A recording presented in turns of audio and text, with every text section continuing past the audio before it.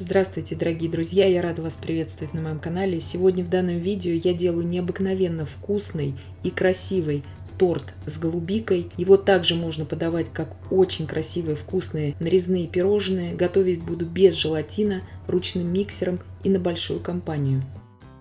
Итак, 6 яиц я разделяю на желтки и белки. Яйца среднего размера, весом примерно по 50 грамм без скорлупы, комнатной температуры. 6 белков. Туда же я добавляю щепотку соли, 2 пакетика ванильного сахара 16 грамм весом общим. И от 300 грамм сахара 1/4 я добавляю в белки. И взбиваю все это примерно минуты 3-4. И получается вот такая пышная глянцевая меренга. Пики у нее слегка подрагивающие. 240 грамм молока здесь и 100 грамм масла. Довожу все это до кипения, но не кипячу. Итак, в 6 желтков я всыпаю оставшийся сахар порциями и взбиваю примерно около 5 минут.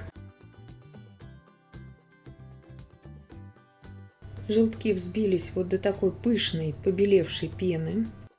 Сейчас у меня также вскипело молоко с маслом. Я отставляю молоко пока в сторону. Все взбитые белки я вмешиваю в желтковую массу.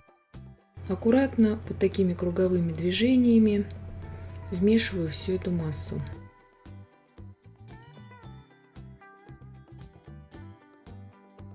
Такая масса должна получиться пышная.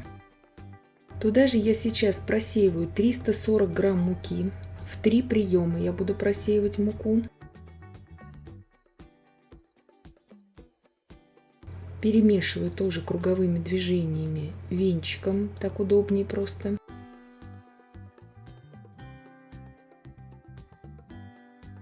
И волью также в 3 приема молоко с маслом.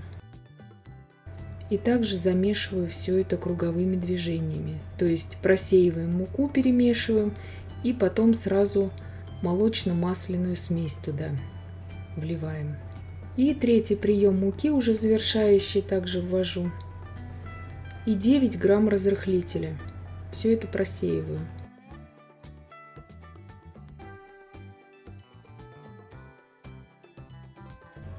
Также перемешиваю. И завершаю сейчас приготовление теста опять жидкой горячей молочной смесью. Вливаю ее в тесто и перемешиваю, чтобы не было комочков, круговыми движениями снизу вверх. И вот такое тесто у меня получается. Духовка у меня уже разогрета на 175 градусов Цельсия. Выпекать я буду вот в такой большой форме 34 на 24 сантиметра. Если вы захотите делать это в круглой форме, смело можете выпекать в форме 28 сантиметров в диаметре. Итак, выкладываю все тесто в форму. Выпекается примерно в такой форме где-то 35 минут, смотря по вашей духовке при температуре 175 градусов Цельсия, режим вверх-вниз без конвекции. Бисквит испекся. Как только я могу дотрагиваться до формы, я сразу вырезаю его тонким острым ножом из формы и даю ему сейчас полностью остыть в форме. Итак, приготовим ягодную начинку. Здесь 500 грамм у меня размороженной голубики. Также я добавляю туда сейчас сок 1 лимона. Вы можете также брать чернику вместо голубики и можете также брать вишню. Вы можете брать и другие ягоды, просто сахар тогда смотрите уже по вкусу. Сегодня я делаю с голубикой, поэтому я добавляю туда обязательно лимон, потому что вкус у голубики раскрывается при добавлении лимона. И также цвет у нее очень красивый делается. Сейчас отправляю всю эту смесь на плиту и довожу до кипения, но не кипячу. В это время, как закипает у меня смесь, готовлю заварную основу. 100 грамм сахара, 50 грамм кукурузного крахмала. Все это сейчас очень хорошо перемешиваю до однородности, чтобы не было комочков. и добавляю туда 150 мл холодной воды. Все это перемешиваю и иду на плиту с этой смесью. В закипающую ягодную смесь я тонкой струйкой вливаю всю крахмальную смесь. И сейчас в кастрюле с толстым дном на умеренном огне при непрерывном помешивании я довожу эту смесь до кипения.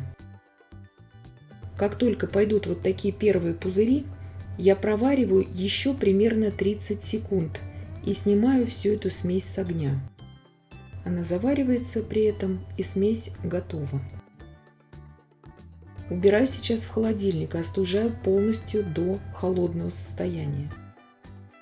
Бисквит остыл. Его здесь можно перекладывать на ту подложку, на которой вы хотите собирать этот торт, на блюдо, на что вам удобно. Это бисквит на горячем молоке, который всегда получается. И есть подробные видео по приготовлению данных бисквитов на моем канале прямоугольного и круглого. Ссылки я оставлю в описании вам к данному видео. Здесь крупной кондитерской насадкой я делаю в бисквите вот такие отверстия. Делается это очень просто, очень быстро. До конца насадку, конечно же, не опускаем. Опускаем примерно на сантиметр-полтора вниз. Вот такие остаются остаточки, с ними просто можно попить чай вместо печенья. Сейчас ровно половину ягодной смеси, которая остыла до очень холодного состояния в холодильнике, я переложила в кондитерский мешок и наполняю отверстие в бисквите этой ягодной смесью. Вы можете также и смородину черную использовать для этого рецепта. Еще раз хочу повторить, для более кислой ягоды смотрите соотношение сахара, здесь другое будет. И тогда не нужно добавлять сок лимона. Вот это очень важно. Отправляю сейчас эту заготовку тоже в холодильник, чтобы она у меня не стояла при жаре, потому что в помещении у меня очень жарко. Здесь у меня 250 грамм сыра маскарпоне очень холодного и половина оставшейся ягодной основы. Я все это взбиваю ровно 30 секунд, не дольше, чтобы смесь не стала жидкой. Вот такой красивый ягодный крем у меня получился. И убираю пока в холодильник. Здесь 300 мл очень холодных сливок для взбивания, жирностью не менее 30%. Также добавляю туда 300 грамм творожно-сливочного сыра. Сыр здесь нужно брать не очень соленый, чтобы это не выделялось во вкусе. 60 грамм сахарной пудры и 16 грамм ванильного сахара. И все это сейчас взбиваю до устойчивых пиков. Итак, крем готов, и я начинаю уже сборку торта. Торт готовится очень быстро.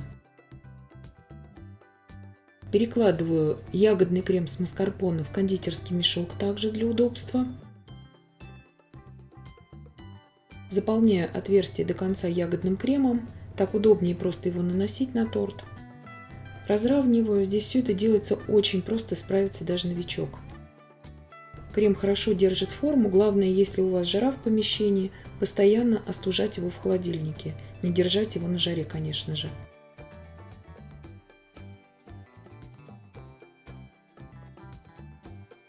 Разравниваю просто шпателем.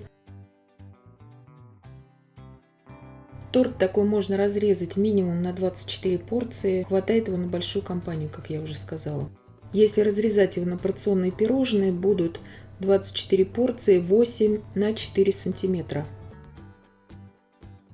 Наполняю сейчас кондитерский мешок с насадкой 1М белым кремом сливочным и делаю вот такие незамысловатые завитки. Они всегда очень красиво смотрятся на любом изделии кондитерском и делаются предельно просто и быстро. Вы можете из любой насадки делать все, что у вас есть под рукой. Отправляю сейчас в холодильник просто на часок для стабилизации и уже можно нарезать. Сразу хочу сказать, что ягодная начинка здесь ни в коем случае не растекается даже в жару при комнатной температуре. Очень стабильная начинка, тающая во рту, бисквит не требует пропитки. И я надеюсь, что видео было полезным и познавательным. Подписывайтесь на мой канал, ставьте лайки, пишите комментарии. Я всем желаю больших успехов и до встречи в новых видео.